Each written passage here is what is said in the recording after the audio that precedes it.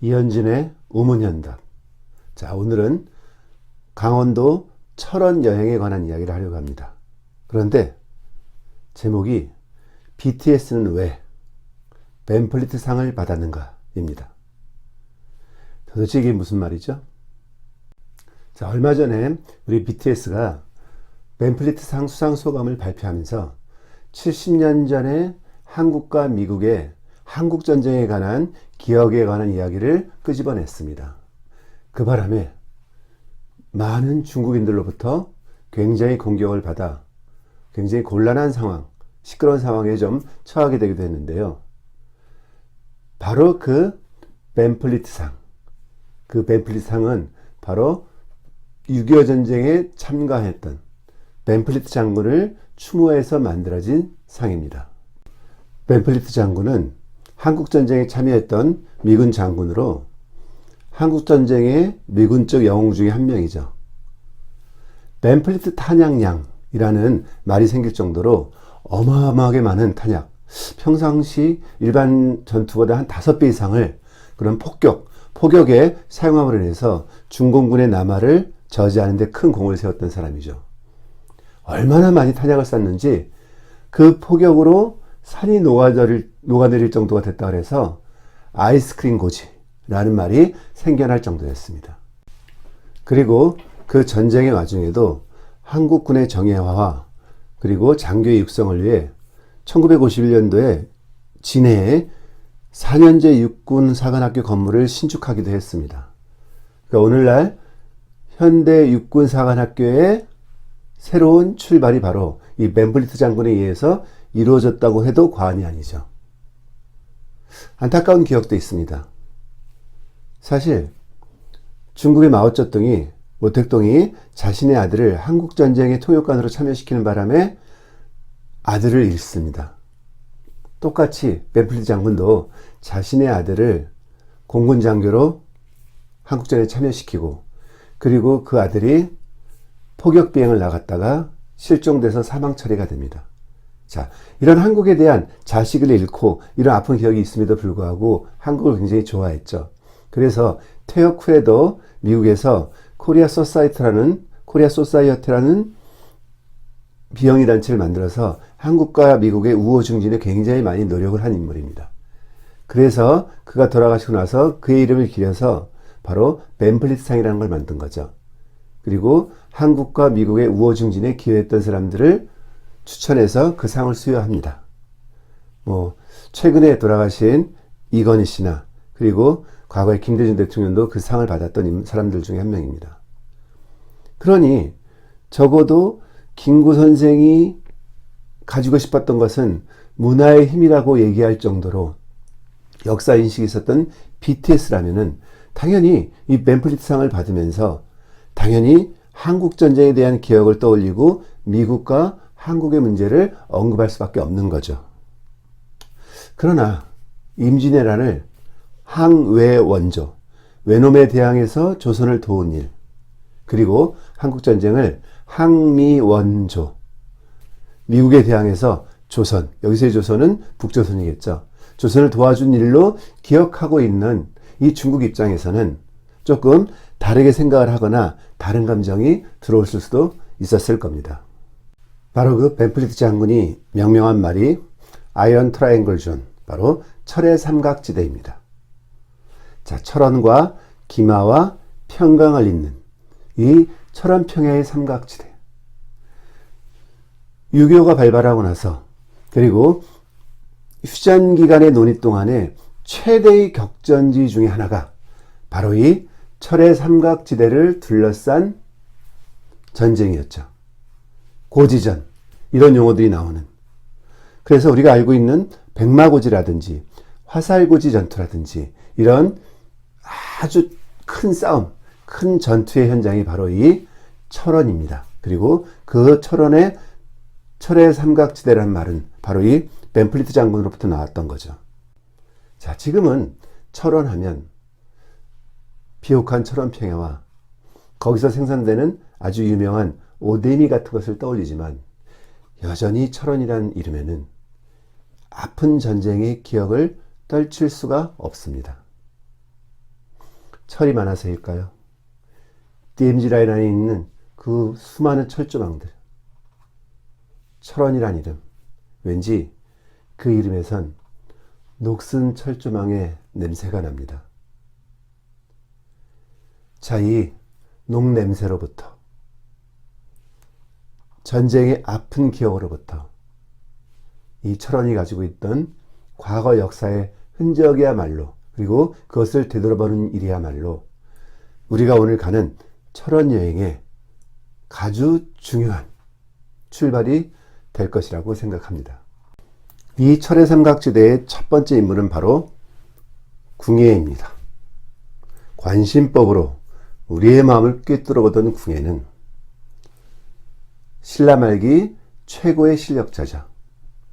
자, 그가 성장한 배경 중에는 결정적으로 그를 지지한 가장 최대의 세력은 바로 본인이 초기에 부하를 삼았던 바로 왕건 세력입니다. 그래서 이들의 지지를 기반으로 성장을 하기 위해서 초기에는 나라 이름을 고려로 정하고 수도를 왕건 세력의 중심지인 송악에 정합니다. 그리고 신라 말기 어느 정도 힘을 길러나간 이후에는 고구려 세력만으로 좀 부족하다고 생각했던 거죠. 그래서 그들과의 결별을 준비해 갑니다. 그 과정에서 수도를 송악을 떠나 현재의 철원 쪽으로 옮겨되는 거죠. 그리고 나라 이름 역시 고려에서 마진으로, 아마 마한과 진한을 포괄한다는 의미를 가지고 있었다라고도 합니다. 그리고 나중에는 태봉으로 정하는데 바로 그 태봉국의 수도가 바로 이 철원 땅입니다. 물론 나중에는 다소 무리한 정치적인 행보와 행동들, 내가 미륵이야 뭐 이럴 정도의 무리가 있었지만 아마 근본적으로는 자신들과의 결별 속에서 자신들이 제거당하는 것을 두려워했던 고구려의 예세력들, 즉 왕건 세력들이죠. 이 왕건 세력에 의해서 결국은 쫓겨나고 죽임을 당합니다. 바로 그 희대의 영웅, 신라 말 고려 초의 최대의 격전을 이끌었던 궁예, 그 궁예의 마지막 수도, 태봉국의 마지막 수도가 바로 이 철원에 있었습니다. 자, 이 철원과 관련된 두 번째 인물은 바로 김응하 장군입니다. 김응하. 자, 임진왜란이 일 끝나고 나서 명나라는 점점 쇠약해지고 청나라는 아주 강국으로 성장을 합니다. 자, 드디어 1616년에 강국으로 성장하는 청나라에 대항해서 명이 마지막 전투를 결정하는 거죠.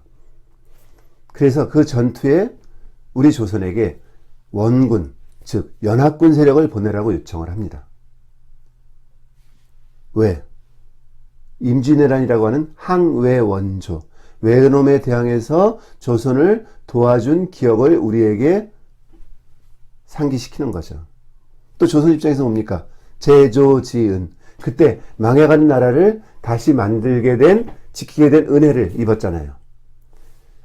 그래서 이 제조지은의 내용을 가지고 계속 우리를 압박하고 원군을 보내라고 요청하는 거고, 또 한쪽에서는 그 의리를 지켜야 한다는 신하들의 압박이 있었습니다. 자, 임진왜란 당시에 세자로서 실제로 전장 여러 곳을 누렸던 광해군 입장에서는 떨어지는 해 명나라와 성장 크게 올라오는 해 청나라 사이에서 갈등을 받을 수밖에 없습니다. 명나라의 지원을 하자니 청이 너무 어렵고, 그렇다고 명나라를 무시하자니 의리를 잃어버린, 제조지은의 은혜를 잃어버린 파렴천 나라가 될 수는 없잖아요. 자, 이런 갈등 속에서 결국 강홍립을 필두로 해서 군대를 파견하게 됩니다. 그리고 파견돼서 가는 강홍립에게 관영향배, 야, 상황을 봐가면서 적절히 행동해라. 즉, 큰 전투에 휘말려서 희생당하지 않고 너희들의 안전을 잘 유지하라는 이야기를 전해주는 거죠. 물론 강홍립이 그런 내용을 받고 전투에 참여했지만 전쟁이란 것이 말과 기억만으로 이루어질 수는 없습니다.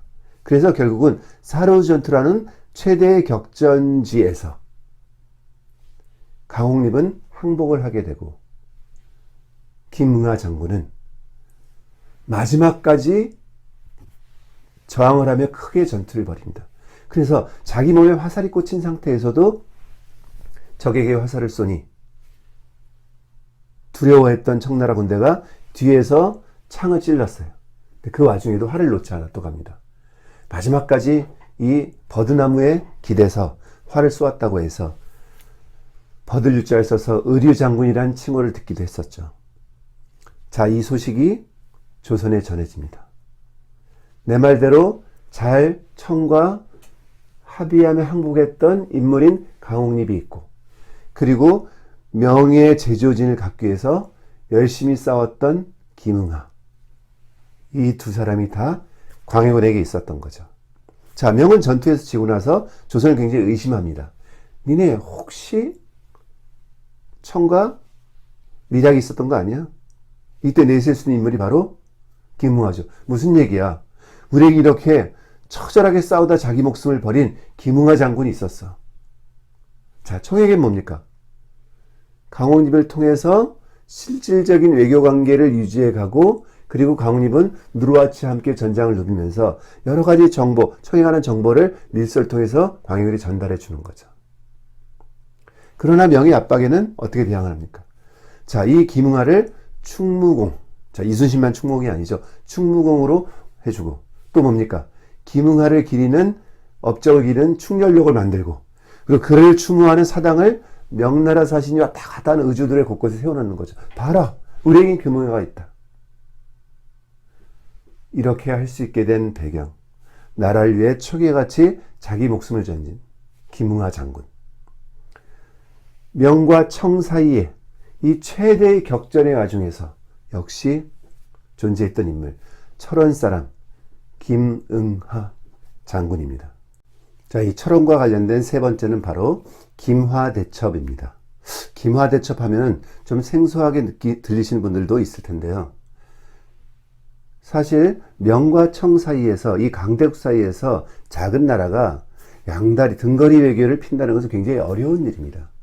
그래서 결국 광해군이 인조 반정위에 쫓겨나고, 인조는 적적인 친명 배청 정책을 하는 거죠. 그 결과 결국 청나라 군대가 조선을 쳐들어오는 병자호란이 일어나게 됩니다.